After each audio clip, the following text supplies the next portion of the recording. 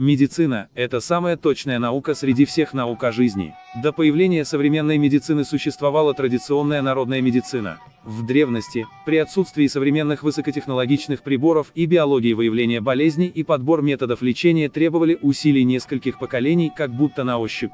Поэтому в древности основным условием для формирования эффективной медицины была передача текстов и книг. Медицинская практика и опыт предков передавались из поколения в поколение именно через книги. Устная передача в кочевых племенах затрудняла преемственность между поколениями. Поэтому только у немногих народов, обладавших устойчивой письменной традицией, сохранилась полноценная медицина. К таким народам относились уйгуры, с самой древней среди тюрков письменной цивилизацией. Основы медицинской теории древних уйгуров имели очень многообразные источники. У кочевых уйгуров в ранний период еще не было традиции письменности и книгописания. Кочевое общество не могло обеспечить преемственность медицинских текстов. Уйгурская медицина начала развиваться после основания уйгурского каганата в Монголии. Уйгуры использовали методы китайской медицины династии Хань, а через манихейство обогатились знаниями из Центральной Азии. Благодаря сагдийским купцам уйгуры узнавали о медицине народов всего Шелкового пути. После распада уйгурского каганата уйгуры целиком ассимилировали местные тахарские народы Тарима и Турфана. Вся древняя тахарская культура, включая медицину, была унаследована уйгурами.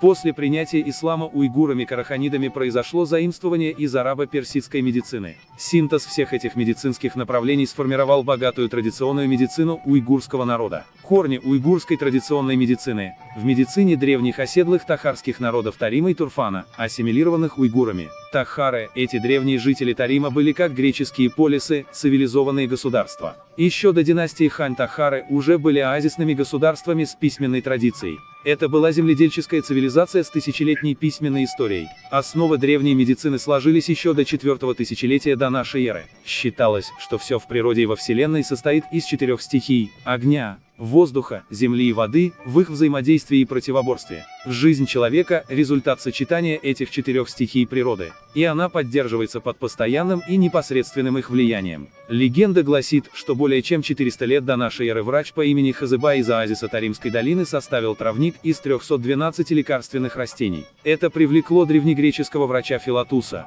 Греческий царь, получив трактат, пообещал построить храм для Тарима. Медицина Тарима с древности влияла на китайскую медицину. Первый китайский фармакопейный труд Шэньон Бэнь Цяо Цзин уже включал такие уйгурские препараты, как виноград, кунжут, сера, рога оленя и барана. В частности, в нем упоминаются трава Фу Цяо из Сагдианы, кровоостанавливающие средства из карашара, сера, аурипигмент, свинцовые белила и шиинлюй, минералы из кучи. В Суйшу в разделе Фанцзи перечислено 256 медицинских трудов, из которых 5 или 6 были написаны знаменитыми врачами западного уйгурского края. Например, 4 свитка рецептов врачей Сиюй и другие. Среди них несколько трудов принадлежали врачу из государства Куча, Нинсен Лаши 344 год. На руинах храмов и монастырей в Хотане найдено много медицинских текстов. Известные на сегодня медицинские тексты из Хотана относятся к VII-XI векам. Большинство этих материалов ныне хранятся в библиотеках Германии и других стран.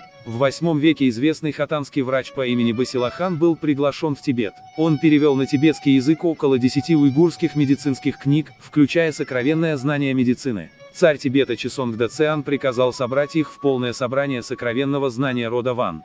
Пятый царь Тибета Чесонгда Цеан, вступив на престол, продолжил приглашать врачей из разных стран в Тибет за щедрые вознаграждения для преподавания медицины и составления медицинских трудов, таких как Силахань Цзэн и другие в гармонии, изысканная диагностика пульса по династии Хань и более 30 других медицинских трудов. Перед возвращением в Хотан Басилахан передал тибетскому царю книги по анатомии, измерению тела, различные теории лечения и секретные рецепты, записанные в знаменитые желтые свитки. Эти труды положили начало великому тибетскому медицинскому трактату Чжу-Цши. Во второй половине IX века уйгуры переселились из северных степей и объединились с местными народами Куча, Хотан и другими, и тем самым унаследовали традиционную медицину этих цивилизаций. Медицинские тексты уйгуров IX века содержат ценные сведения по медицине уйгурского государства Турфанский Идикут.